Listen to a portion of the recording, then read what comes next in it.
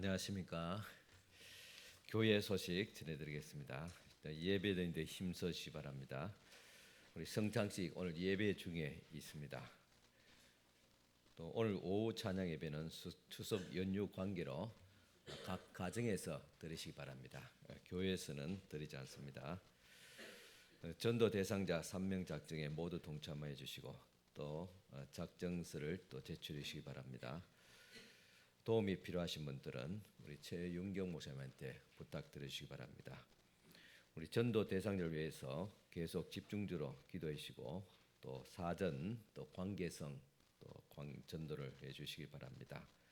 매일 밤 10시에 각 교회에서 기도해 주시고 그리고 또 대상자를 만나고 또 그분들과 대화하면서 그분들의 애로사항을 또 이렇게 잘 경청해 주시면서 공감하는 그런 관계를 또 맺어주시기 바랍니다. 전도 대상자 명단이 1층 게시판에 있습니다. 재직교와 선한 이웃 올레에는 9월 17일 주일 낮 예배 후에 있습니다. 다음 주에는 미안합니다. 10월입니다. 예.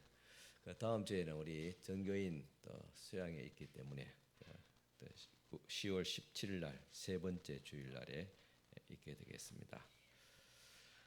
우리 선교지 여행을 위한 준비 모임이 예배 후에 우리 교육자 또 재정부원 그리고 주방부원 우리 푸른 초장에서 잠깐 모이겠습니다.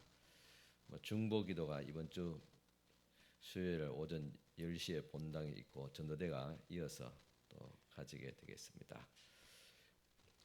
중보기도 오전 10시 30분입니다.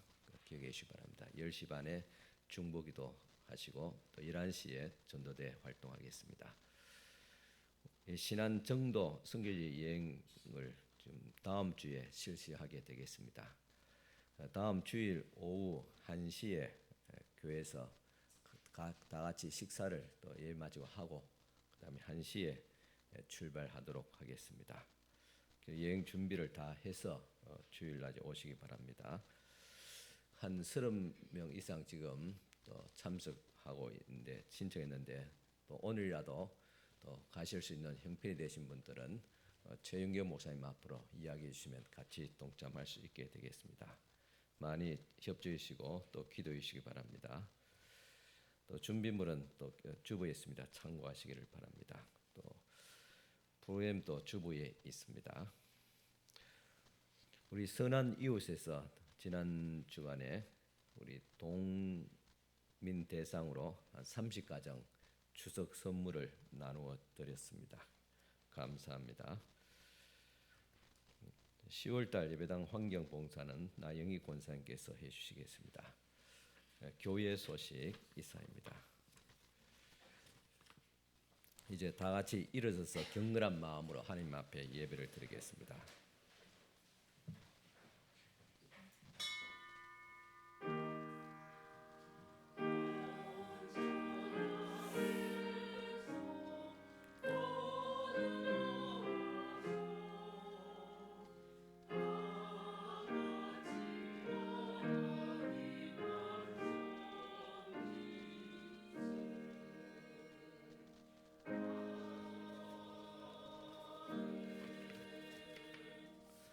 온 땅이여 여호와께 즐거운 찬송을 부를지어다. 기쁨으로 여호와를 섬기며 노래하면서 그의 앞에 나아갈지어다.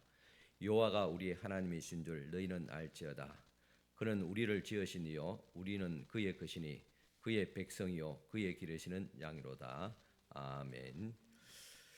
하나님 아버지 찬송과 또 경배를 받으실 하나님 아버지 맑고 화창한 가을 날씨를 허락하여 주시니 감사드립니다. 무더운 여름을 견딘 곡식들은 알곡이 되어서 고개를 숙이고 햇볕을 받은 과일들은 탐스럽게 익어가는 가을 계절에 이 복된 날 세상에서 분주하게 지내던 저희들을 성전으로 부르셔서 하나님을 경외하는 예배자가 되게 하시니 감사합니다. 예배하는 이 시간 주님께서 내려주시는 사랑과 은총을 받는 저희들도 더욱 성숙한 믿음을 키워가게 하옵소서. 예수님의 이름으로 기원하옵나이다. 아멘. 다 앉으셔서 전도 대상자를 위해서 또 자신의 죄를 주님 앞에 고백하는 기도의 시간을 가지겠습니다. 기도드리겠습니다. 하나님 아버지 감사합니다. 오늘도 주님 앞에 나와서 예배를 드립니다. 또 전도 대상자를 위해서 주님 함께 기도드립니다. 마음을 감동하여 주옵시고 움직여 주옵시고 성령께서 역사해 주옵시고 모든 불신의 영혼 주께서 다 거두어 주옵시고 대적하는 영도 거두어 주옵시고 하나님 앞에 나올 수 있도록 인도하여 주시옵기를 간절히 원합니다. 성령 하나님께서 저들의 마음을 변화시켜 주시고 감동시켜 주시옵소서. 오늘도 주님 앞에 나왔습니다. 우리의 모든 또 나의 모든 허물과 죄를 주님 앞에 고백하오니 용서하여 주옵시고 우리의 속사람이 날마다 그리스도 안에서 새롭게 거듭날 수 있도록 주님 도와주시옵기를 간절히 바랍니다. 허물과 죄를 주께서 용서하여 주시옵소서. 주님의 십자가의 불에서 씻어 주옵시고 아버지 모든 악함과 괴로움과 나태함을 또 욕심을 주님 이 시간 내놓고 회개하오니 주님 용서하여 주시옵시고 주님의 십자가의 불에서 깨끗하게 씻어 주시옵기를 간절히 원합니다. 예수의 피가 오늘도 마음을 정결케 하시고 하나님의 은혜로 회복하게 하여 주시옵기를 아버지 하나님의 은혜로 죄스럽게 하여 주시옵소서. 인내선 은혜의 손으로 하시는 것 간절히 주시고 치유하여 주시옵소서.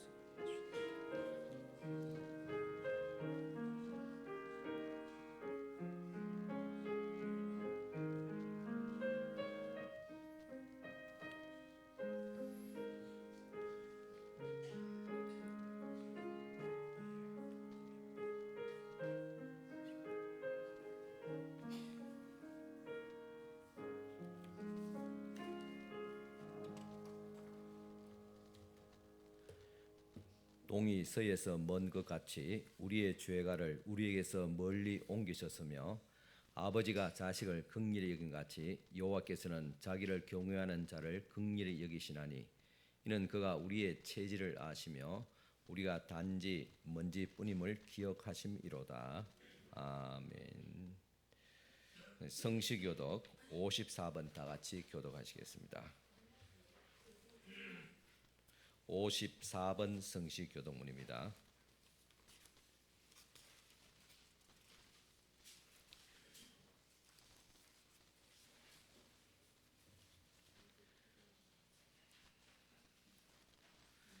여호와께서 시온의 포로를 돌려 보내실 때에 우리는 꿈꾸는 것 같아도다.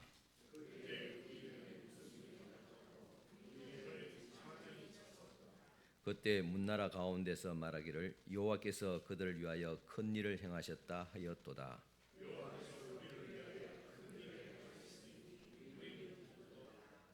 여호와여 우리의 포로를 남방 시내들 같이 돌려 보내소서.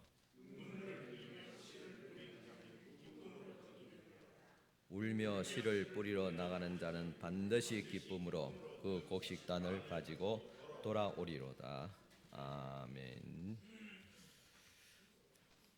이 시간 우리를 대표해서 양동기 지사님 기도해 주시겠습니다.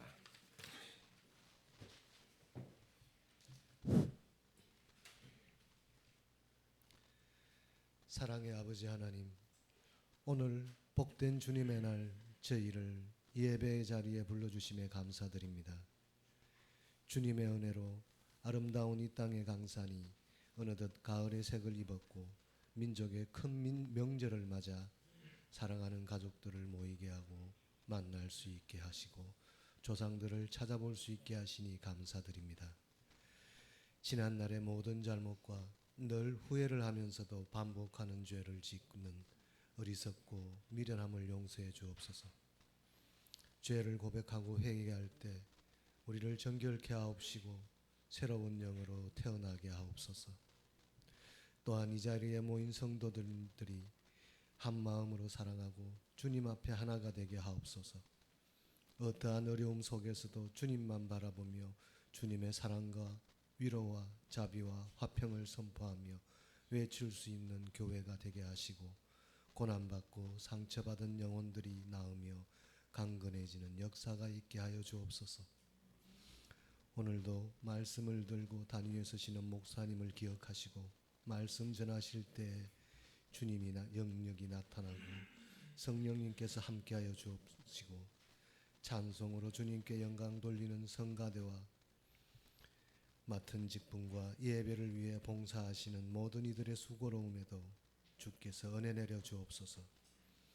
예배의 시종을 주님께 맡기옵고 사랑이 많으신 예수님 이름으로 기도드립니다. 아멘.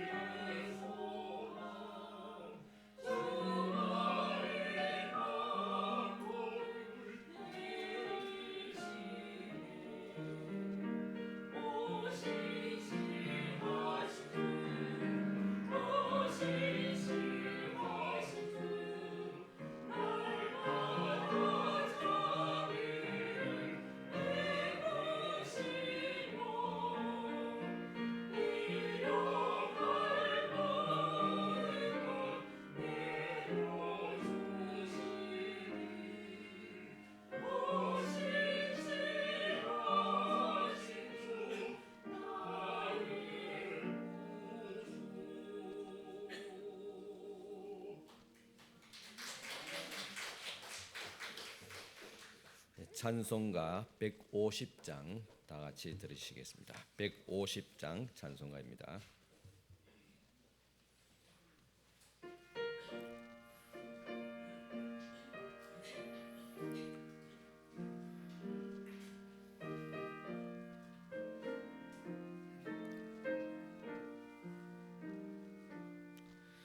갈보리 산 위에 십자가 지셨나니 주가 고난을 당한 뼈라. 험한 십자가를 내가 사랑함은 주가 보혈을 흘림이라. 최후 성리를 얻기까지 주의 십자가 사랑하리. 빛난 멸류관 받기까지 험한 십자가 붙들겠네. 멸시천대 받은 주의 십자가에 나의 마음이 걸리도다. 귀한 어린 양이 세상 죄를 지고 험한 십자가 지셨도다. 최후 성리를 얻기까지 주의 십자가 사랑하리. 빛난 멸류관 받기까지 험한 십자가 붙들겠네. 험한 십자가에 주가 흘린 피를 믿는 마음으로 바라보니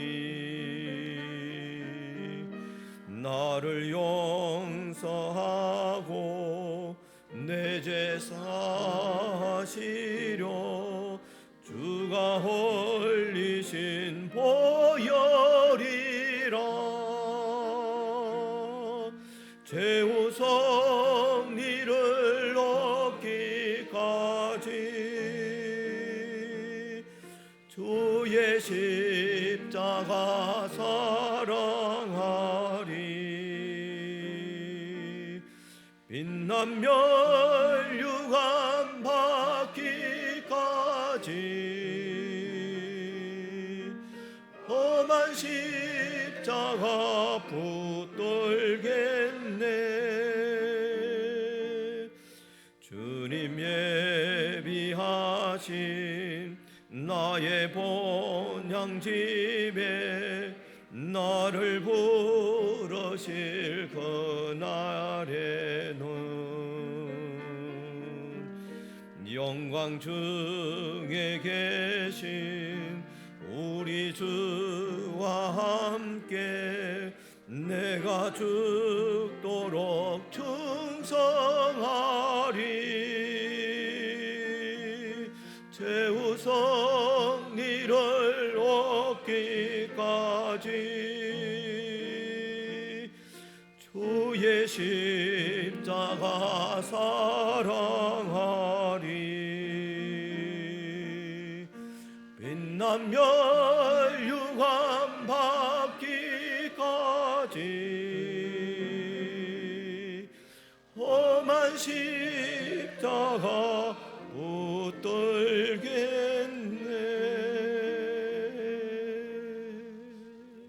아멘.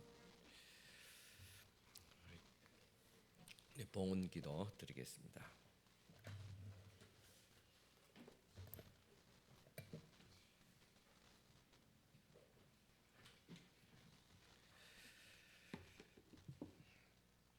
하나님 아버지, 이 시간 주님 앞에 귀한 예물 먼저 올려드립니다.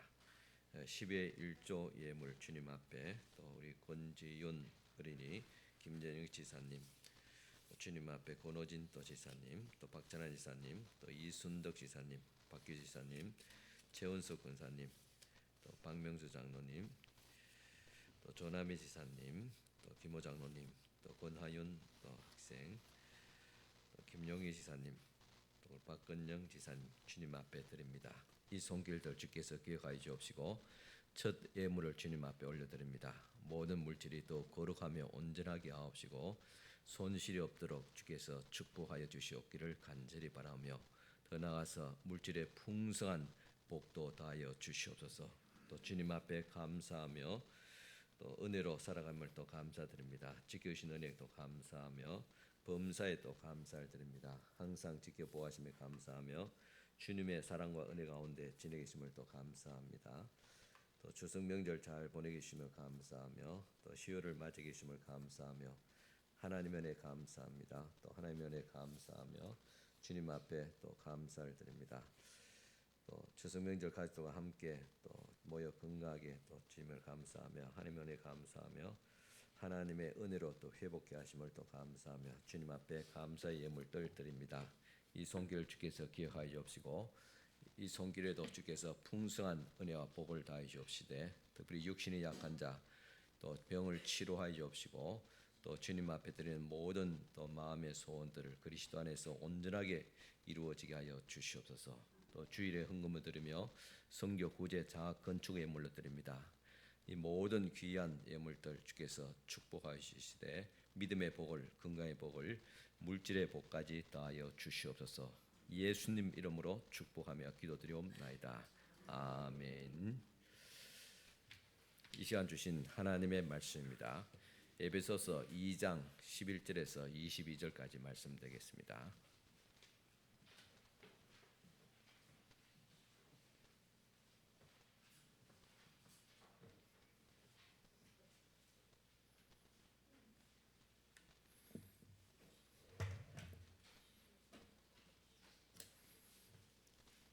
신약 성경 에베소서 2장 11절에서 22절 찾으시고 다 같이 일어서서 하나님 말씀 받으시기 바랍니다. 말씀 봉독은 2장 19절부터 봉독해 드리겠습니다. 그러므로 이제부터 너희는 외인도 아니요 나그네도 아니요 오직 성도들과 동일한 시민이요 하나님의 권속이라. 너희는 사도들과 선지자들의 터 위에 세우심을 입은 자라. 그리스도 예수께서 친히 모퉁이 돌이 되셨느니라. 그의 안에서 건물마다 서로 연결하여 주 안에서 성전이 되어가고, 너희도 성령 안에서 하나님이 거하실 처소가 되기 위하여 그리스도 예수 안에서 함께 지어져 가느니라. 아멘.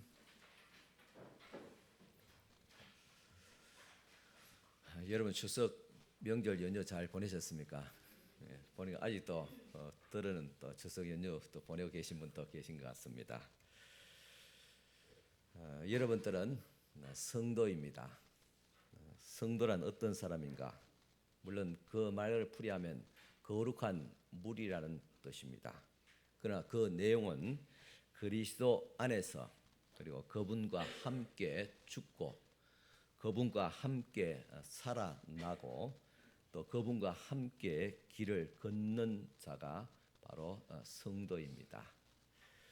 바울은 오늘 본문에서 그리스도 예수 안에서 하나님께서 베풀으신 놀라운 구원의 은혜가 무엇인가를 설명하고 있습니다.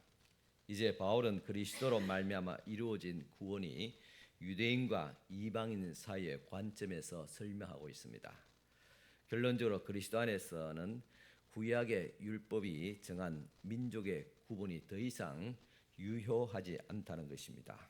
그리스도 안에서 새롭게 만들어진 하나의 인류만이 존재하며, 그 새로운 인류인 교회는 그리스도를 중심으로 해서 성령 안에서 하나님이 거하실 처소가 되어지고, 이것이 오늘 본문의 요약입니다. 이 사실을 여러분 충분히 이해하십니까? 이해하신다면 더 이상 제가 설교할 것 없는 것 같습니다. 그러나 대부분이 아직도 이해를 다 충분히 하지 못한 것 같습니다. 그래서 또 계속 말씀을 이어갑니다. 오늘 본문의 말씀은 세 가지의 시제가 있습니다. 즉 과거와 현재와 미래, 이렇게 큰 세 가지의 단락을 가지고 오늘 전체 말씀이 진행되고 있습니다. 11절에 보면 그때라고 시작합니다. 이 그때라는 것은 그리스도 밖에 있다는 공간적인 의미도 있지만은 예전에는 이라는 옛날이라는 시간적인 그런 의미도 있습니다. 그리고 13절에 보면 두 번째 단락인 이제는이라고 시작됩니다. 이제는 바로 현재 그리스도 안에서는 이라는 뜻입니다. 그리고 세 번째 단락인 19절부터 시작되는데 이제부터는 그렇게 말하고 있습니다. 그리스도 안에 있는 미래는 이렇게 세 가지의 시제로 오늘 말씀을 풀어갈 것입니다. 먼저 그리스도 밖에 있었던 예전의 모습입니다. 에베소 2장 11절 말씀 우리 같이 읽겠습니다. 그러므로 생각하라. 너희는 그때 육체로는 이방인이요 손으로 육체에 행한 할례를 받은 무리라 칭하는 자들로부터 할례를 받지 않은 무리라 칭함을 받는 자들이라 했습니다. 이게 보면 그러므로란 말은 앞에서 나온 그런 단락과 연결성을 강조하고 있습니다. 앞선 2장 1절에서 10절까지 바울은 그리스도 안에서 신자들에게 일어난 엄청난 일을 설명하고 있습니다. 하나님은 죄와 허물에 빠져서 사망 안에서 허우적거리던 인생들을 건져내서 살려낼 뿐만 아니라 그리스도와 함께 일으키고 그리고 하늘에 앉히는 놀라운 일을 행했습니다. 그 모든 일을 전적으로 하나님의 능력으로만 가능한 것이었고 그것이 바로 하나님의 은혜요 우리에게 주어졌을 때는 선물이라 그랬습니다. 바울은 이제 그 놀라운 구원을 구약의 하나님의 백성인 이스라엘 즉 유대인과의 관계에서 설명하고 있습니다. 그런데 지금 이 편지를 받고 있는 에베소 교회는 구성원들은 대부분 이방인 헬라인들이었습니다. 왜 구원을 말할 때 유대인과 연관해서 설명하고 있습니까? 똑같은 질문입니다. 왜 우리에게도 구원을 설명할 때 유대인 즉 이스라엘과 연관해서 설명을 들어야 합니까? 간단히 설명하자면 예수 그리스도께서 이스라엘 민족에서 나셨기 때문입니다. 그래서 우리는 유대인을 떠나서 하나님의 구원을 설명할 수가 없습니다. 어쨌든 바울이 이 단락에서 다루는 유대인과 이방인의 관계에서 원래 이방이었던 에베소 성도들이 얻게 될 구원의 놀라운 뭘 설명하기 위해서 또 여기에 초점을 맞추고 있습니다. 구약 유대인들에게 주어진 약속이 이방인 된 에베소 성도들에게도 주어졌고 이것을 설명함을 통해서 바울은 성도들에게 주어진 구원의 위대함을 강조하고 있습니다. 에베소 교인들에게 그러므로 생각하라 그렇게 권하고 있습니다. 이 사실을 생각하고 기억하라는 말입니다. 흔히 생각 없이 그렇게 좀 경솔하게 행동하는 사람들을 향해서 우리는 좀 생각을 좀 하면서 그렇게 살아라, 좀 생각 좀 해봐라 그렇게 우리가 권면을 합니다. 이번 추석 연휴 때 제가 인근 온천에 다녀왔습니다. 그런데 그 탕에 할아버지와 그리고 아버지와 손주 3대가 있었습니다. 할아버지가 손주에게 너 나이가 몇 살인고? 예, 9살입니다. 9살이면 부모님 말씀 잘 들어야 될 나이다. 그러니 부모 말씀 잘 들으라. 그때 손자가 이렇게 대답했습니다. 할아버지 10살 때부터 아닙니까? 손주가 할아버지 머리에서 놀고 있었습니다. 참 요즘 아이들은 참 영특합니다. 그래서 어른이 훈계를 하더라도 생각하고 이유를 잘 설명을 해야 됩니다. 얼마 전에 저희 집에 딸과 함께 이야기를 하면서 우리나라 출산율이 낮은 것은 주택과 그리고 자녀 양육비가 너무 부담돼서 그런 것이 아니냐고 말했더니 저희 딸이 말하기를 국가가 자기의 아이의 안전을 보장해 주지 못할 것 같으면 출산율이 떨어진다고 했습니다. 그 이야기를 들으면서 그럴 수도 있겠다 그런 생각을 했습니다. 그렇습니다. 우리는 모든 일에 생각을 해야 됩니다. 그리고 이제 신앙생활도 생각하면서 해야 됩니다. 하나님의 뜻이 무엇인가를 생각하고 또 교회 안에서의 나의 위치와 내가 무엇을 해야 하는가를 생각해야 합니다.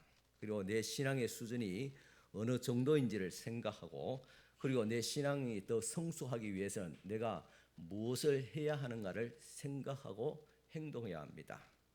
저도 목사로서의 성도를 위해서 무엇을 해야 하는가를 늘 생각합니다.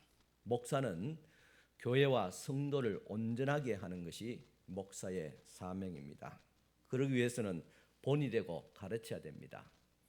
이렇게 생각하면서 해야 되는데 이런 생각이 없이 신앙생활을 하게 되면 성숙하지 못합니다. 바울이 생각하라고 권합니다. 여기는 기억하라고 하는 뜻이 있습니다. 에베소 성도들 자신의 과거가 어떠했는지를 생각해보라, 떠올려보라는 것입니다. 물론 바울은 이미 2장 1절에 3절에 그들의 과거에 대해서 충분히 설명했습니다. 그는 허물과 죄로 죽었던 너희를 살리셨도다. 그때 너희는 그 가운데서 행하여 이 세상의 풍조를 따르고 공중의 권세 잡은 자를 따랐으니 지금 곧 불순종의 아들들 가운데 역사하는 영이라. 전에는 우리도 다 그 가운데서 우리의 육체의 욕심을 따라 지내며 육체와 마음이 원하는 것을 하여 다른 이들과 같이 본질상 진노의 자녀였더라 했습니다. 이것이 우리의 과거의 모습이기도 합니다. 영적으로 죽은 자였고 하나님을 대적하는 공중 권세 잡은 즉 마귀의 손에서 놀아났던 것이 우리의 예수 믿기 전에 과거의 우리의 모습입니다. 우리들도 보면 조상 한 3, 4대 올라가면 온갖 귀신을 섬기고 무당의 자손이고 보살의 자녀들이었습니다. 즉 소위 공중 권세에 잡은 마귀의 손에서 놀아났던 우리 민족이었습니다. 이제 바울은 이스라엘과 에베소 성도들의 관계를 통하여 예전에는 그들이 얼마나 하나님과 상관없는 자들인가를 설명하고 있습니다. 에베소 2장 11절입니다. 같이 읽겠습니다. 그러므로 생각하라. 너희는 그때 육체로는 이방인이요 손으로 육체에 행한 할례를 받은 무리라 칭하는 자들로부터 할례를 받지 않는 무리라 칭함을 받은 자들이라 하겠습니다. 그때라는 것은 예전에 그들은 육체로 할례 받지 않는 이방이었다. 이 할례라는 것은 이스라엘 백성이 누구인지를 보여주는 표식입니다. 그리고 하나님께서 아브라함과 그 후손에게 대대로 지킬 그런 명령하신 표식입니다. 그래서 이스라엘 백성의 모든 아이들은 남자아이들은 태어난 지 8일 만에 할례를 행함으로써 언약의 백성의 지위를 얻게 됩니다. 반면 할례를 받지 않는 자는 이스라엘 백성 무리 속에 들어올 수가 없습니다. 특별히 우리는 아브라함에게 할례의 언약을 동시에 주신 이유가 무엇인가를 살펴볼 수 있습니다. 할례는 하나님께서 아브라함을 통해서 그 후손에게 땅을 기업으로 주고 그 민족을 번성하겠다는 약속을 했습니다. 그 약속을 반드시 지키겠다는 그런 표식, 하나님께 대한 표식이고 사람께 대한 아브라함과 서로에 대한 어떤 상관관계의 표식이었습니다. 그것이 할례입니다. 그러니까 저들이 할례를 행할 때마다 하나님께서 이스라엘 민족을 큰 민족을 이루게 해 주시겠다. 그들에게 약속하신 그 약속의 땅으로 인도해 주실 것이라는 것을 항상 알게 됩니다. 왜냐? 그 표식이 있기 때문에. 우리는 결혼을 할 때 서로 사랑하는 사람이 있어 사랑이 변치 않는다는 언약의 표식으로 반지를 이렇게 서로 교환하지 않습니까? 그래서 반지를 볼 때마다 그 사랑을 다시 회상하고 또 다시 다짐하곤 합니다. 할례가 바로 그런 것입니다. 하나님께서 우리 민족을 이토록 사랑하시고 장래를 보장해 주시고 약속하시고 그리고 또 축복하시구나. 그것을 항상 기억해 하는 것이 할례 의식이었습니다. 그래서 할례를 받지 않는 이스라엘 백성들은 이 이스라엘 백성들이 갖고 있는 엄청난 이 지위와 축복에 함께할 수가 없었습니다. 따라서 몸에 행하는 이 할례는 유대인과 이방인을 나누는 중요한 기준이 되었습니다. 그래서 에베소 사람들은 할례가 없는 백성이었다. 이는 그들은 이스라엘 백성과 상관이 없음을 보여주고 있습니다. 유대인과 구약의 관점에서 이방인은 하나님께서 약속하신 유업과 상관이 없다는 것을 의미합니다. 그것을 에베소 2장 12절에서 이러한 사실을 뒷받침해 주고 있습니다. 에베소 2장 12절 같이 읽겠습니다. 그때 너희는 그리스도 밖에 있었고 이스라엘 나라 밖의 사람이라. 약속의 언약들에 대하여는 외인이요 세상에서 소망이었고 하나님도 없는 자이더니 있겠습니다. 이스라엘 백성들과 또 이방인의 관계에 있어서 저들은 하나님과의 상관없는 관계로 그렇게 나누고 있습니다. 왜냐하면 그 당시 이 언약의 백성들에 있어서는 하나님은 이스라엘의 하나님이라 그렇게 생각했습니다. 그러니까 이스라엘 백성들, 언약이 없는 이 이방인들은 하나님이 없는 백성이다 그렇게 구분을 했던 것입니다. 우리 민족도 마찬가지입니다. 신이라고 믿었지만 그것이 산신이고 해신이고 조상신이었습니다. 참신이 아닌 거짓신을 섬겼습니다. 정말로 하나님이 없는 민족이었습니다. 하나님이 없다 보니까 소망도 없는 자고 기업도 없는 백성입니다. 이 에베소 성도들은 하나님과 전혀 상관없는 사람들이었습니다. 이스라엘 나라 밖에 있었고 약속의 언약에 대해서는 외분이고 이방인이라는 뜻입니다. 이런 하나님으로부터 받을 유업이 없음을 의미합니다. 에베소 사람같이 우리도 마찬가지로 하나님이 없기에 소망이 없는 자들이었습니다. 그래도 사실 11절에서 12절의 바울의 설명은 우리에게 가슴에 이렇게 그렇게 와닿지 않습니다. 왜냐하면 이스라엘과 이방이라는 이런 구도가 우리에게는 아직도 익숙하지 않기 때문입니다. 우리는 스스로 생각하기에 우리 영적인 하나님께서 영적인 아브라함의 후손이다 그렇게 생각하고 있기 때문일지도 모릅니다. 한편 오늘날 기독교를 비판적으로 바라보는 사람 중에서 왜 우리 민족은 고유의 신이 또 있는데 그런데 왜 다른 민족의 신을 믿어야 되는가라고 이야기하는 분들도 있습니다. 그 이야기 들을 때 우리 기독교인들도 아 그런가 하면서 그에 대해서 답변을 잘 하지 못할 때가 있습니다. 이번 추석 명절 같은 우리나라의 우리 민족은 대대로 조상들에게 핵곡식과 과일상을 차려놓고 차례를 드렸는데 기독교가 들어오면서 왜 이런 제사를 폐하게 하였느냐는 그런 말입니다. 이에 대해서 우리가 답할 수 있을지를 생각을 해야 됩니다. 인류의 구원자이신 예수 그리스도가 육신으로는 이스라엘 사람입니다. 또한 그리스도의 이름으로 죄 사함을 받게 하는 회개가 이 이스라엘 즉 예루살렘으로부터 시작해서 모든 민족에게 전파되는 것이 하나님의 뜻과 계획입니다.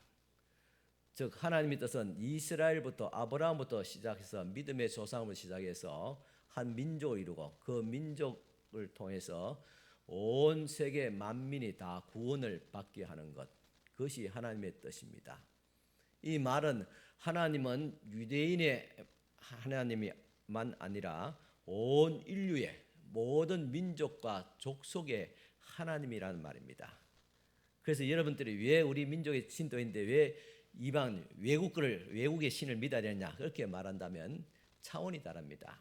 우리가 믿는 한 민족의 지역적인 어떤 신이 있을지 모르겠지만은 성경에서 말하는 우리가 믿는 하나님은 온 만민의 민족이 아니 온 우주에 충만하신 하나님이니까 그분을 믿어야 되지 않냐고 분명하게 우리가 답변할 수 있어야 될 줄 압니다.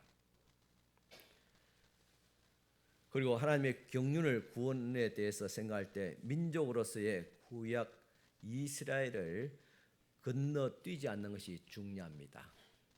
이스라엘 민족을 제외하고 구원을 말할 수가 없다는 말입니다. 이것이 바울이 로마서 1장 16절에 먼저는 유대인에게요 그리고 헬라인에게로다 하는 말의 의미입니다. 물론 지금도 이스라엘 지금 유대인들은 예수 그리스도를 다 믿지 않습니다. 그러나 성경은 예언서는 조심스럽게 말합니다. 이스라엘부터 시작된 그 구원이 세계 모든 만민에게 다 전파되고 난 뒤에 그리고 다시 그 복음이 이스라엘 민족에 들어와서 유대인들이 회개하고 예수를 믿게 될 것이다. 그때가 세상 종말이다. 그렇게 설명하고 있습니다. 지금 유대인들 가운데서도 어떤 예수 그리스도의 복음이 전해지고 있습니다. 전해지고 예수를 믿는 사람들이 늘어가고 있습니다. 그리고 유대인들이 세계에 있는 모든 만민의 어떤 교회 대표자들을 해마다 한 번씩 공식적으로 초청합니다. 이것은 무엇을 의미하느냐? 이제 저들이 마음의 문을 열고 있다는, 그리스도를 향해서 마음의 문을 열고 있다는 의미입니다. 우리는 앞으로 이어질 말씀에서 더 이상 유대인과 이방인이라는 구분의 경계가 존재하지 않는다고 바울은 설명하고 있습니다. 그렇다면 이제 두 번째 단락에 현재 우리 그리스도인의 모습은 어떠한가? 13절에서 18절까지 말씀입니다. 13절 같이 한번 읽겠습니다. 이제는 전에 멀리 있던 너희가 그리스도 예수 안에서 그리스도의 피로 가까워졌느니라. 13절에도 놀라운 반전을 보여주고 있습니다. 이제라는 표현은 현재부터는 시제의 의미도 있지만은 이제는 완전히 달라진 그런 신분의 상황을 설명해 주고 있습니다. 전에는 멀리 있던 이방인, 전혀 하나님도 없고 소망도 없는 그런 족속이었지만은 이제는 그리스도 예수 안에서 그리스도의 피로 가까워지고 있다. 공간적인 의미에 가까워지고 있다. 그렇게 말하고 있습니다. 그리스도의 죽음을 통해서 우리가 하나님의 자녀가 되었다. 신분적인 변화를 말해주고 있습니다. 우리의 구원이 그렇게 시작되었습니다. 지난날 멀리 있던 우리를 그리스도의 피로 하나님께서 끌어당겼습니다. 우리가 찾아간 것이 아니라 주님께서 우리를 끌어당겼습니다. 그리고 유대인과 이방인으로 구분되었던 그런 이전의 관계에서 그리스도 안에서 완전히 바꾸어 버립니다. 하나가 되게 했습니다. 에베소 2장 14절입니다. 같이 읽겠습니다. 그는 우리의 화평이신지라 둘로 하나를 만나서 원수된 것 곧 중간에 막힌 담을 자기 육체로 허시고 계십니다. 이방인과 그리스도가 하나가 되게 하기 위해서 어떻게 했냐? 이스라엘 유대인들이 제사를 성전 중심으로 드렸습니다. 성전 보면 성소와 성막이라는 거룩한 전과 그리고 제사장들이 매일 가서 이렇게 섬겼던 성소가 있고 또 벗겨 있는 지성소와 구분되는 막이 있습니다. 그리고 그것이 하나의 성소가 되고 그리고 또한 성소의 주위에 큰 어떤 담이 있습니다. 그리고 성전에 바깥뜰이 있고 안뜰이 있습니다. 그런데 이방인들은 성전 안뜰로 들어올 수가 없습니다. 경계입니다. 들어오지 말라는. 이방인과 유대인은 확실히 구분되는 경계입니다. 담이라는 것은 하나의 경계이자 또 하나는 어떤 의미에서는 차별이고 어떤 의미에서는 또한 적대 관계를 상징하는 것이 담입니다. 그런데 그리스도의 죽음으로 말미암아 그 담을 허셨다 그랬습니다. 사실 그리스도께서 십자가에 못 박혀 죽었을 때 성전에 있는 당시 예루살렘 성전에 있는 큰 휘장이 둘로 이렇게 위에서 아래로 찢어졌다. 그것은 하나님과 이제 사람과의 관계에 막힌 담이 없어졌다. 하나가 됐다. 화평케 됐다는 그런 상징적인 그런 징조였습니다. 지금 바울이 말한 것도 그런 의미입니다. 그리스도 안에서 예수 안에서 멀리 있던 예수 안에 너희가 가까워졌는데 어떻게 했냐? 그리스도께서 자신의 죽음을 통해서 원수되었던 중간에 막힌 담을 헐어버렸다 그랬습니다.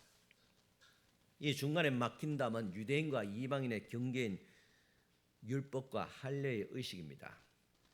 할례는 마치 담과 같아서 유대인과 이방인 사이를 문적으로 구분해 놓았고 이 담은 갈라놓았을 뿐만 아니라 서로가 원수같이 느끼게 만들었습니다.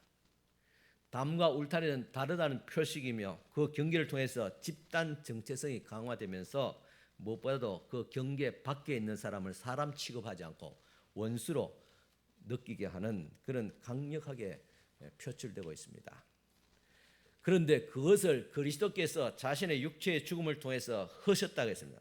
그 담을 헐어버렸다 그랬습니다. 예수의 피가 그리스도의 죽음으로 나타나는 이런 상징적인 표현이 그리스도의 죽음이 유대인과 이방인 사이를 갈라놓았던 율법의 담을 헐어버리는 결과를 낳게 됩니다. 15절에서 이 사실을 구체적으로 표현됩니다. 같이 읽겠습니다. 법조문으로 된 계명의 율법을 폐하셨으니 이는 이 둘로 자기 안에서 한 세 사람을 지어 화평하게 하시고 계십니다. 법조문은 율법 계명을 폐하셨다 그랬습니다. 그리고 그 폐함을 통해서 그리스도 안에서 예수 그리스도 안에서 유대인과 이방인에 가는 그 담이 흘러버리기 때문에 그 경계가 이제 무너졌기 때문에 더 이상 저들이 둘이 아니라 하나가 되었다는 그런 뜻입니다. 그리스도는 이 둘을 하나의 사람으로 창조하셨습니다. 이는 그리스도 안에서 이방인과 유대인 할 것 없이 새로운 사람이 되었던 것입니다. 그래서 고린도후서 5장 17절에서 바울은 이렇게 말합니다. 그런즉 누구든지 그리스도 안에 있으면 새로운 피조물이라 이전 것은 지나갔으니 보라 새 것이 되었도다. 유대인이든 이방이든 그리스도 안에서 새로운 존재가 되었다. 더 이상 유대인이 이방인은 그렇게 관계를 신분을 차별할 의미가 없어졌다는 것입니다. 둘로 나왔던 경계가 사라지면서 적개심과 원수된 것도 사라집니다. 그리스도는 유대인과 이방인 사이에 화평을 이루게 됩니다. 에베소 2장 16절입니다. 같이 읽겠습니다. 또 십자가로 이 둘을 한 몸으로 하나님과 화목하게 하려 하심이라. 원수된 것을 십자가로 소멸하시고 계십니다. 지금 바울은 같은 내용을 가지고 계속 또 다르게 표현하고 있습니다. 그래서 지난주에도 이 에베소 2장 말씀을 제가 강론하면서 이것은 논리적이거나 어떤 짜임새 있는 그런 말씀이 아니다 그랬습니다. 하나의 서정시와 같이 그가 구원받은 이 은혜에 대해서 지금 감격이 되고 이 놀라운 사실을 에베소 교인들에게 표현하는 것입니다. 그렇다 보니까 두서가 없을 수도 있고 또 같은 내용을 또 같게 또 다르게 이렇게 계속 반복해서 표현하며 더 심화시키고 있는 것입니다. 그리스도의 십자가로 이방인과 유대인들 이 둘을 한 몸으로 만들겠다. 그뿐만 아니라 그리스도의 십자가의 보혈을 통해서 하나님과 우리가 원수된 것을 또 하나가 되게 하셨다 그랬습니다. 이쯤에서 우리 다시 한번 정리할 필요가 있습니다.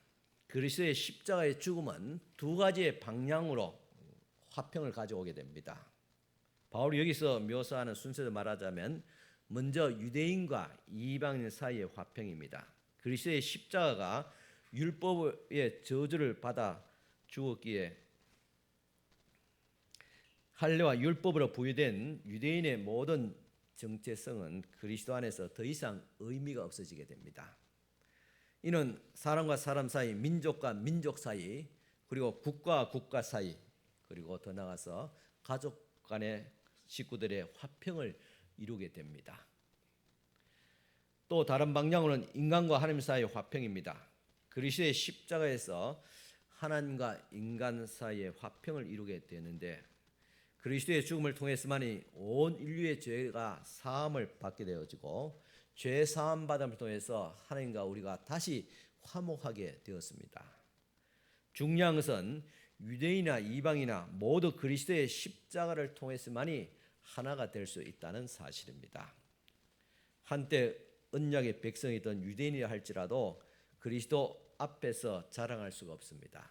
이제 하나님의 백성은 율법이 아니라 할례의 의식이 아니라 그리스도에 의해서만 주어지기 때문입니다. 그리스도의 십자가로 말미암아 하나님의 은혜로 구원을 받은 유대인이나 이방이나 모두가 자랑하지 못합니다. 은혜입니다. 그래서 바울은 계속 이 사실을 은혜라고 강조하고 있습니다. 에베소 2장 17절 18절입니다. 같이 읽겠습니다. 또 오셔서 먼 데 있는 너희에게 평안을 전하고 가까운 데 있는 자들에게 평안을 전하셨으니 이는 그로 말미암아 우리 둘이 한 성령 안에서 아버지께 나아감을 얻게 하려 하심이라 하겠습니다. 그러므로 예수님은 평안을 전하시는 분이라고 합니다. 우리의 화평이신 그리스도는 십자가에서 이루신 그 화평 평안을 유대인이나 이방인 모두에게 전하셨습니다. 여기서 먼 데 있는 사람이라는 것은 이방인을 말하고 가까운 데 있는 사람은 유대인을 말하기도 합니다. 그러니까 그리스도 안에서 이방이나 유대인이나 다 같이 그리스도 안에서 하나가 되는 화평함을 이루었다는 것이 바울의 주장입니다. 이 바울의 주장, 아니 하나님의 말씀 그리스도가 행하신 일을 통해서 세계 모든 교회는 하나입니다. 교회는 통일성을 갖고 있습니다. 교회에는 사상, 또 믿음, 신조 모든 것들이 다 하나입니다. 그래서 교회는 연합 활동들이 참 중요합니다. 우리 교회도 보면 지산 시찰에 속하여서 지산 속한 연합 활동하고 또 시찰이 노회를 이루고 또 노회 연합을 이루고 또 노회들이 전국에서 총회를 이루고 총회 연합을 또 이룹니다. 연합 사업을 합니다. 남성교도 연합 사업하고 여전도 연합 사업을 합니다. 그리고 각 나라 교회들이 전 세계 교회 연합체를 이루고 있습니다. 교회는 하나란 말입니다. 예수께서 전하신 화평은 앞서 바울이 설명한 것처럼 수평적인 사람과 사람, 교회와 교회 간의 하나의 연합을 말하고 수직적이고 하나님과 사람과의 화평을 그렇게 모두 포함됩니다. 그 결과로 이방인이나 유대인 모두가 그리스도로 말미암아 성령 안에서 하나님께 나아가게 되었다 그랬습니다. 한 몸과 더불어서 성령은 이방인과 유대인을 하나됨을 보여주고 있습니다. 왜냐? 한 성령을 받았기 때문에. 예루살렘 마가의 다름에 임했던 성령이 안디옥 교회도 임하였고 그리고 에베소 교회도 임했고 그리고 오늘 우리 전 세계 모든 교회에 한 성령께서 임하고 계십니다.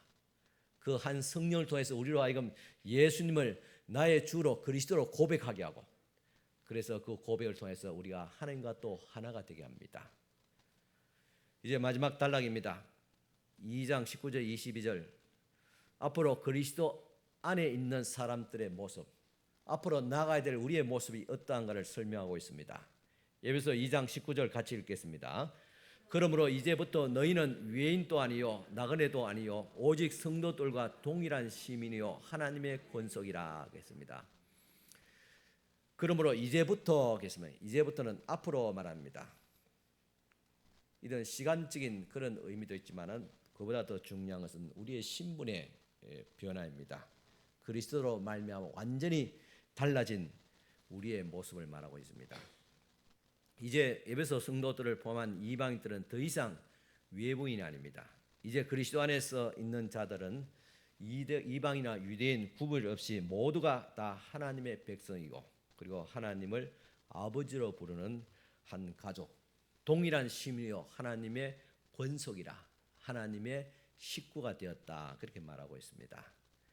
에베소 2장 20절 말씀 같이 읽겠습니다. 너희는 사도들과 선지자들 더 위에 세우심을 입은 자라 그리스도 예수께서 친히 모퉁이 돌이 되셨느니라 하겠습니다. 우리 신앙의 전통이 중요합니다. 지금 우리가 예수 믿고 구원받다 해서 그것으로 다 단절된 모습이 아닙니다. 우리가 대대로 믿어왔던 신앙의 전통들이 있지 않습니까? 유대인으로부터 시작해서 온 인류에 임한 신앙의 전통들이 있고 그리고 한 교회도 우리가 교회도 한 30년 됐지만 30년의 신앙의 전통과 그런 풍습들이 있습니다. 그리스도께서 하나님과 사람 사이에 죄로 막혔던 담을 허무시고 우리를 하나님과 화목하게 하셨을 뿐만 아니라 그리고 유대인과 이방인 사이의 담도 버리심을 통해서 참다운 연합을 이루게 하셨습니다. 그래서 우리가 이 땅에서 참된 평화의 왕으로 오신 그리스도를 인해서 이루게 될 지체 간의 연합의 특성의 모습은 어떠한가를 생각해야 됩니다. 세상 모든 교회의 교회는 하나다 그랬지요. 그리고 오늘 우리 법물 제일교회도 하나입니다. 물론 성씨도 다르고 또 모든 신분도 다른 여러분들이 모였지만은 그리스도 안에서 우리는 하나의 하나님의 백성, 하나님의 권속, 하나님의 가족이라는 사실입니다.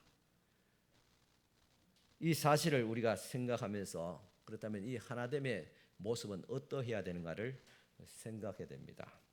우리는 마치 교회가 성도들이 한 가족과 같이 연합을 이루게 됩니다. 우리는 가장 가까운 그런 관계를 가족이라 식구라 그렇게 표현합니다. 그래서 가족을 천륜이다, 즉 하늘이 맺어진 관계라고 말하기도 합니다. 그리스도의 몸을 이루는 성도들의 연합은 이러한 가족의 관계를 이루고 있습니다. 가족은 모든 것을 다 수용합니다.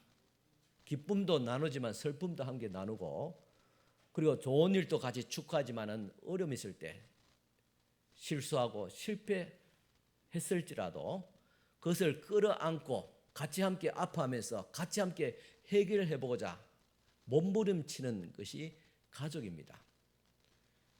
그렇지 우리 교회도 마찬가지입니다. 우리 모든 성도들이 우리 한 가족이라는 그런 생각을 가지고 우리가 신앙생활하고 교회 생활해야 될 줄 믿습니다. 그런데 어떤 사람은 가족 같지 않게 그렇게 막 함부로 이야기하고 그렇게 생각하는 사람 많습니다. 남을 비판하고 헐뜯고 남을 대해서 자꾸 수군거리고 만약 그 사람이 김 집사, 박 집사가 가족이라고 생각하면 감히 그렇게 할 수가 있겠냐는 것이죠. 내 가족의 허물을 다른 사람에게 막 이야기하고 그 사람 막 욕하고 비판할 수 있겠냐는 말입니다. 그렇게 한다는 것은 은연중에 나는 가족이 아니다 그렇게 생각하게 되면 그것은 기독교인으로서 하나된 교회의 그 정체성을 본인이 스스로 부정하는 결과밖에 되지 않습니다. 그 말은 나는 우리의 법물제의 가족이 아니다. 나는 내가 이방인이다. 외부인이다. 그렇게 자기가 스스로 느끼고 판단하는 것입니다. 그것이 아니지요. 우리는 한 가족입니다. 한 식구입니다. 식구라는 것을 같이 함께 한 공간에서 같이 음식을 먹고 나누는 것을 식구라 그렇게 말합니다. 가족은 혈연의 관계입니다. 우리 교회는 혈연의 관계도 있고 한 공간에서 밥도 먹는 그런 관계입니다. 매일은 안 먹지만은 자주 매주일마다 같이 한 공간에서 밥을 먹잖아요. 그리고 예수 그리스도의 보혈로 통해서 예수 그리스도의 피로 우리가 맺어진 하나님의 자녀의 영적인 혈육입니다. 우리는. 그러면서 우리는 한 가족이다. 그 가족으로서 우리는 하나님을 아버지라고 부르는 그런 형제 자매가 되었습니다. 그러므로 우리는 이 교회 공동체에서 이탈해서 홀로 신앙생활을 한다는 것은 결코 하나님께서 원하시는 참된 신앙인의 모습이 아닙니다. 그리스도께서 우리가 가진 서로의 다른 조건을 뛰어넘어서 우리를 하나의 가족으로 연합시켰습니다. 교회 안에서 맺어진 형제 자매 관계가 세상적인 어떤 물질의 기준, 세상의 신분의 기준에 의해서 끼어지는 것을 거리를 자꾸 두게 만드는 것은 그리스도 예수님의 뜻이 아닙니다. 교회 공동체 안에는 차별과 분리가 존재하지 않습니다. 그렇다면 혹시라도 그런 마음이 든다면 우리는 또다시 예수 그리스도의 십자가 앞으로 나가야 됩니다. 십자가를 바라봐야 됩니다. 십자가는 무엇이냐?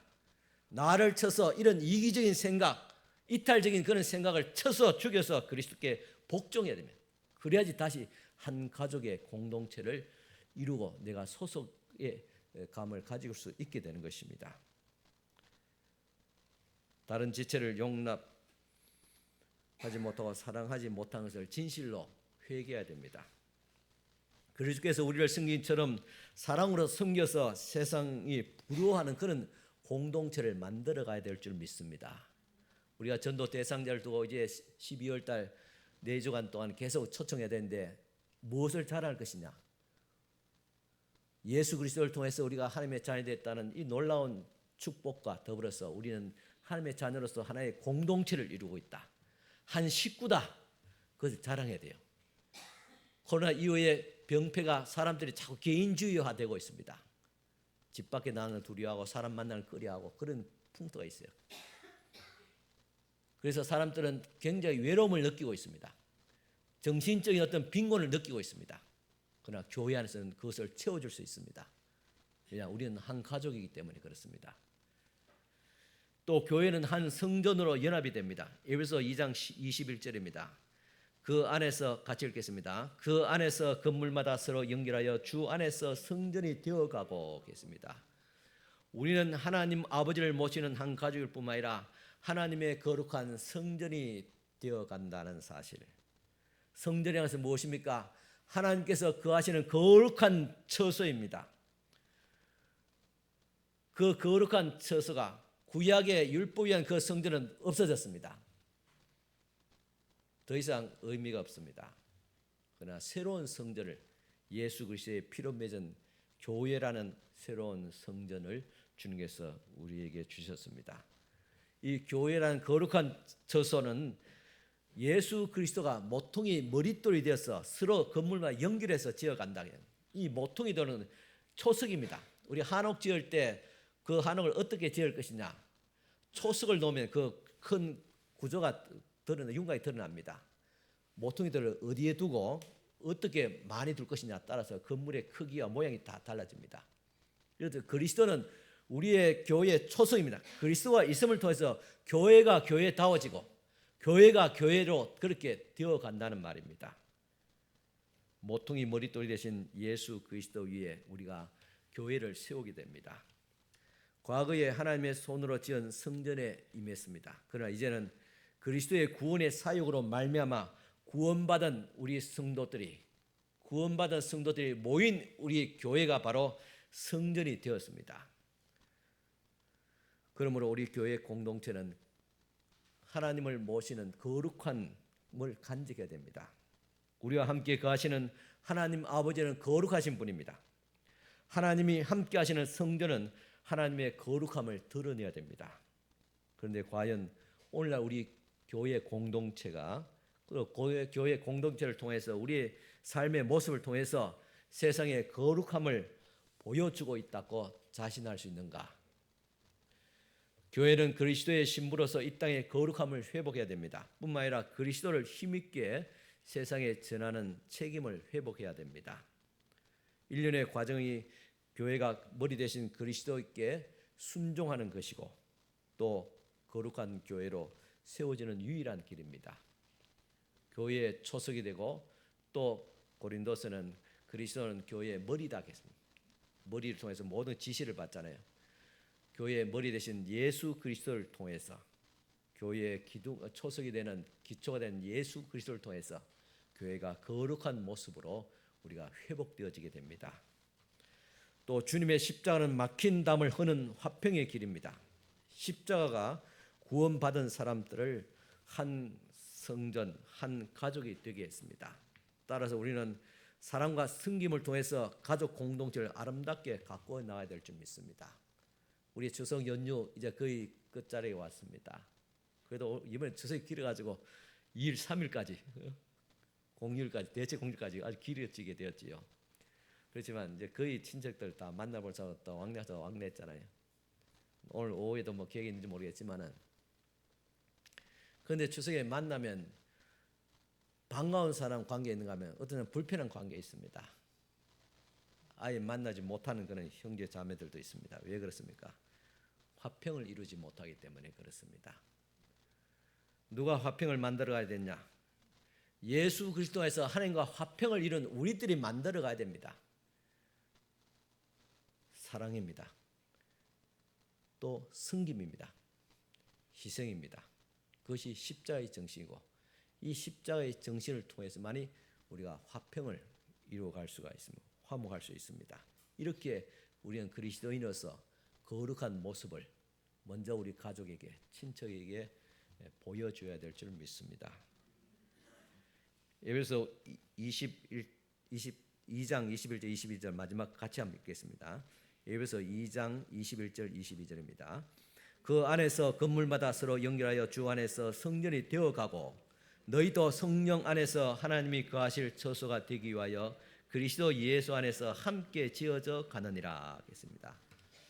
여기서 우리가 그 내용은 건물마다 그리스도 안에서 하나가 되어지고 함께 지어져 가고 성령 안에서 하나님이 거하실 거룩한 처소가 되어서 지어져 간다는 이 말씀이 우리가 내용을 이미 말씀을 드렸습니다. 그런데 제가 여기서 다시 한 번 더 나누고 싶은 말씀은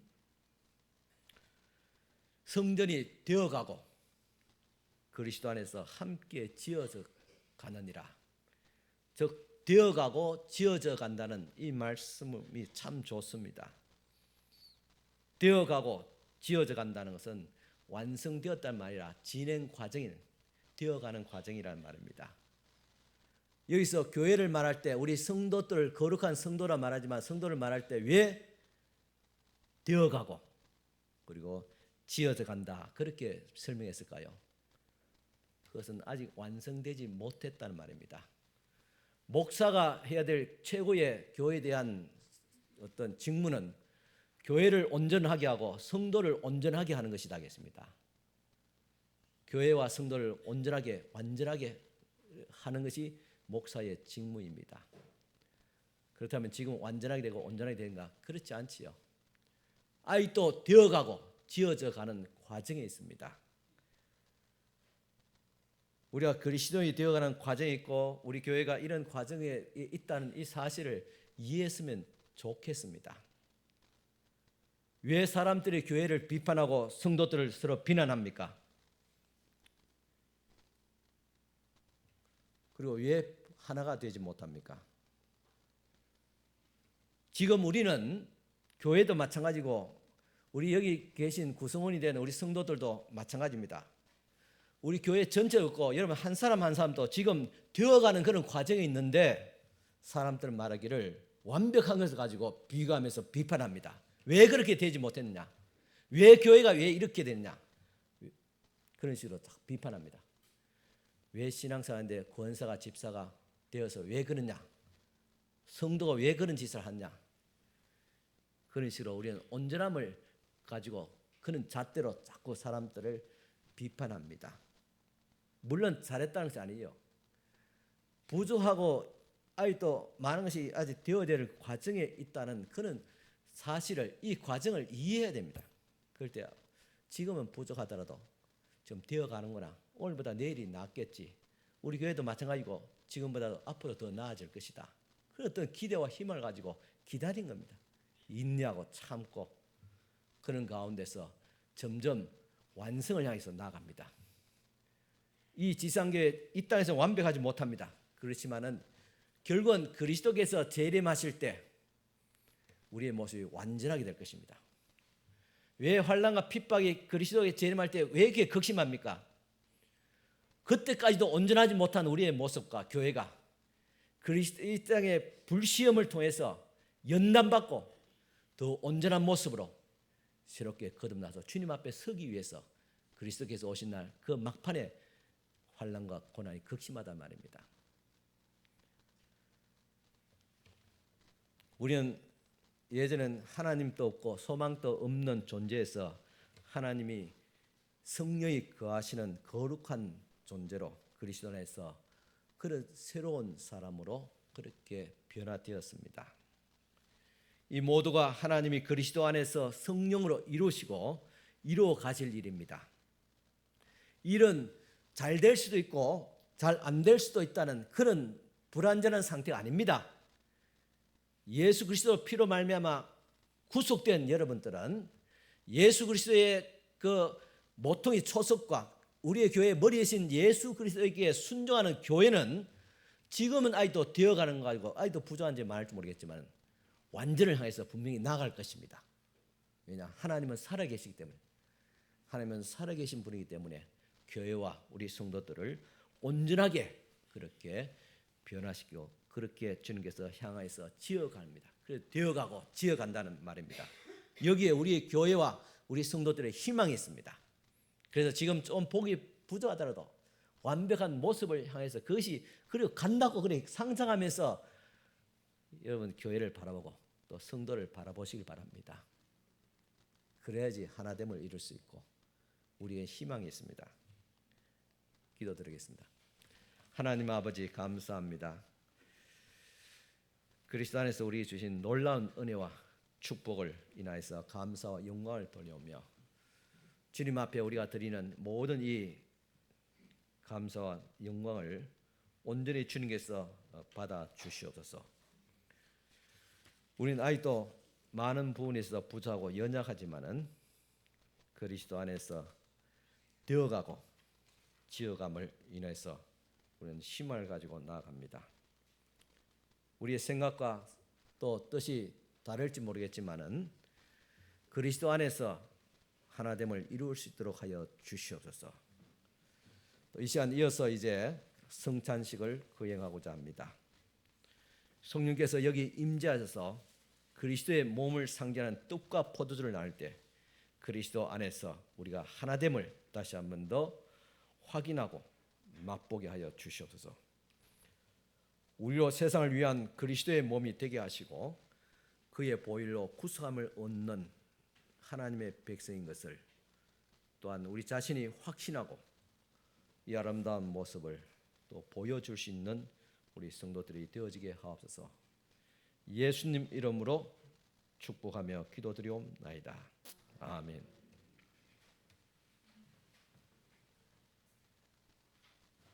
이제 이어서 성찬식을 수행하도록 하겠습니다. 주 예수께서 잡히시기 전날 밤에 이 떡을 가지고 떼어서 제자들에게 주시면서 받아 먹으라. 이것은 내가 너희를 위해서 찢어지는 살이다. 이 떡을 먹을 때마다 나를 기억하라고 말씀하셨습니다. 그 떡을 이 시간 같이 함께 나누도록 하겠습니다. 예수 그리스도의 몸입니다. 예수 그리스도의 몸입니다. 예수 그리스도의 몸입니다. 예수 그리스도의 몸입니다.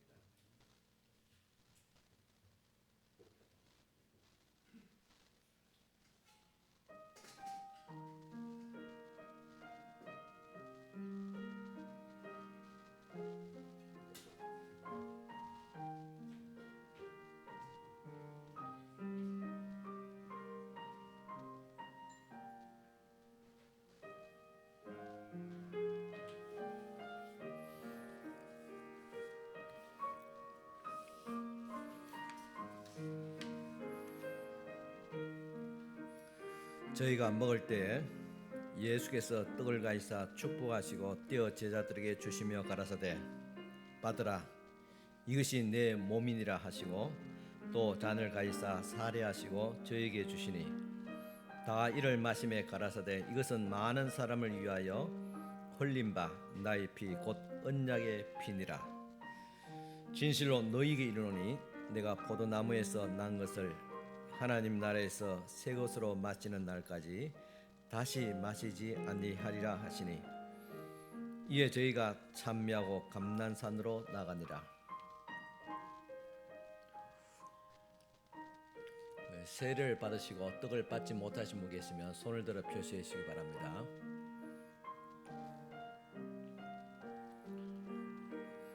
그는 실로 우리의 질고를 지고 우리의 슬픔을 당하였거늘 우리는 생각이를 그는 징벌을 받아서 하나님께 맞으며 고난을 당한다 하였노라.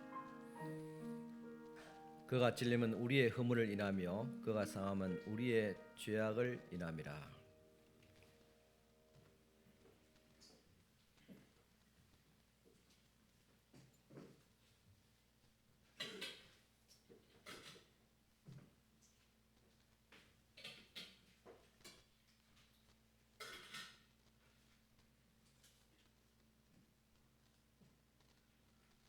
우리 주 예수께서 떡을 나눈 후에 다시 잔을 들어서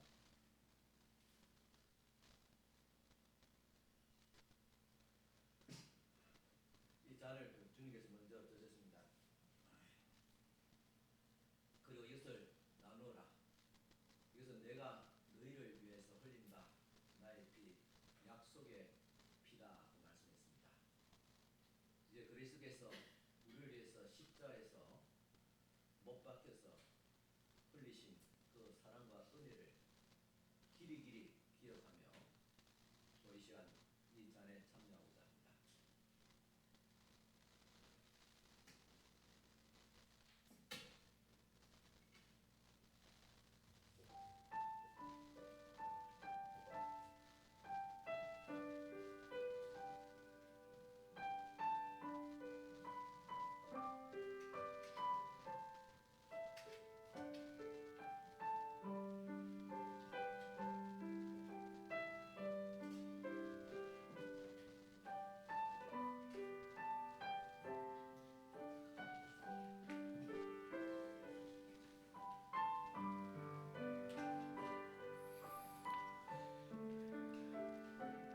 그가 상함은 우리의 죄악을 인함이라.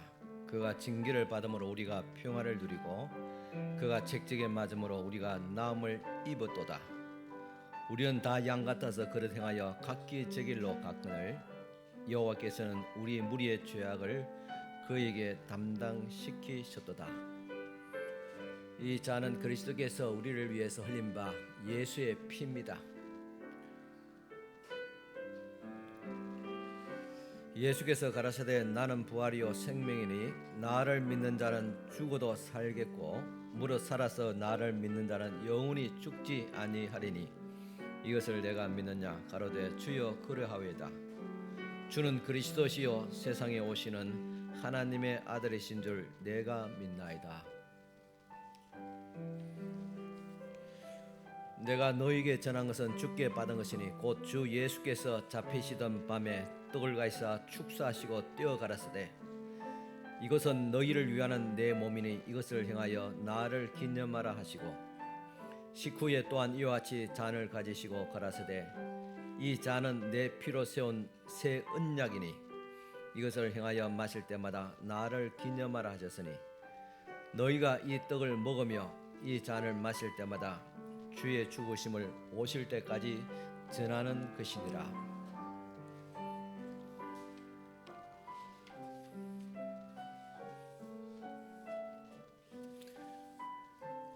세례 받으신 분 가운데 떡을 받으시고 또 잔을 받지 못하신 분 계시면 손을 들어 표시해 주시기 바랍니다.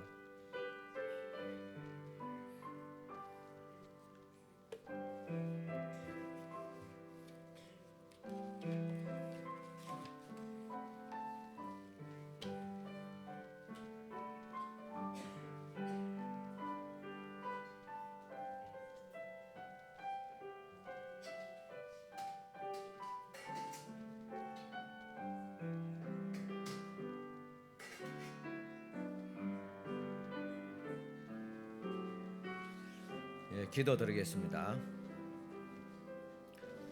주님, 이 시간 하나님의 아들과 성령 안에 나누어 주신 성찬으로 우리의 가난한 마음을 채워주심을 감사를 드립니다. 우리들도 예수님처럼 원수를 선대하고 그리스도의 영광을 드러내게 하여 주옵소서. 특별히 예수 그리스도 안에서 한 몸이 되었음을 한 떡과 한 잔을 통해서 같이 함께 나누면서 확인하며 또 확신을 했습니다. 이제 우리는 그리스도 안에서 한 몸이 된 교회와 성도로서 서로를 사랑하고 이해하며 서로를 위해서 기도하고 또 서로의 신앙의 성장을 위해서 같이 함께 도와줄 수 있는 저희들 되어지게 하옵소서. 예수님 이름으로 기도드리옵나이다. 아멘. 다 같이 일어서서 파송 찬송 드리겠습니다. 505장 3절 찬송가입니다.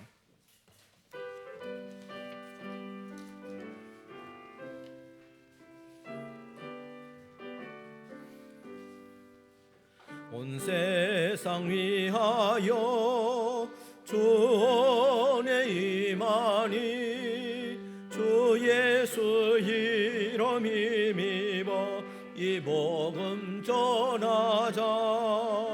먼 곳에 나가서 전하지 못해도 나 어느 곳에 있던지 널 기도 힘쓰리. 전하고 기도해 매일 종인 되리라. 세상 모든 사람 다 듣고 그 사랑 알도록. 아멘. 축복기도 드리겠습니다. 지금은 우리 주님 예수 그리스도의 연애와 하나님의 크신 사랑과 성령님의 감화교통 충만하신 은총이 오늘도 주님 앞에 나와서 예배하며 그리스도 안에서 우리가 한 가족이 되었음을 확인하고 돌아가는 사랑하는 모든 우리 성도들 머리 위에 지금부터 영원토록 함께 있을지어다. 아멘.